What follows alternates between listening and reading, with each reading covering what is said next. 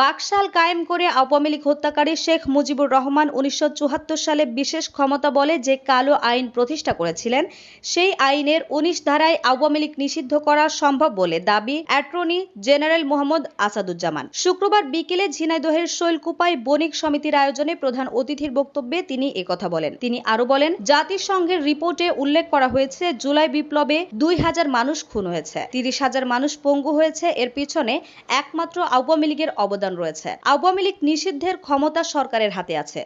বাংলাদেশে যে কালো আইন প্রতিষ্ঠা করেছিলেন ১৯৭৪ সালের বিশেষ ক্ষমতা আইন, সেই কালো আইনের ১৯ ধারায় আওয়ামী লীগ নিষিদ্ধ করার জন্য উপাদান বিদ্যমান আছে। আওয়ামী লীগের নেতৃত্বে এবং আওয়ামী লীগের সরকারের নেতৃত্বে বাংলাদেশের জুলাই ৩৬ পর্যন্ত জুলাই বিপ্লবে প্রায় ২,০০০ মানুষের প্রাণ দিতে হয়েছে, ৩০,০০০-এর মতো মানুষের পঙ্গুত্ব বরণ করতে হয়েছে। এই সব কিছুর পিছনে জাতিসংঘ রিপোর্ট আসছে, আওয়ামী লীগের অবদান রয়েছে, ভূমিকা রয়েছে।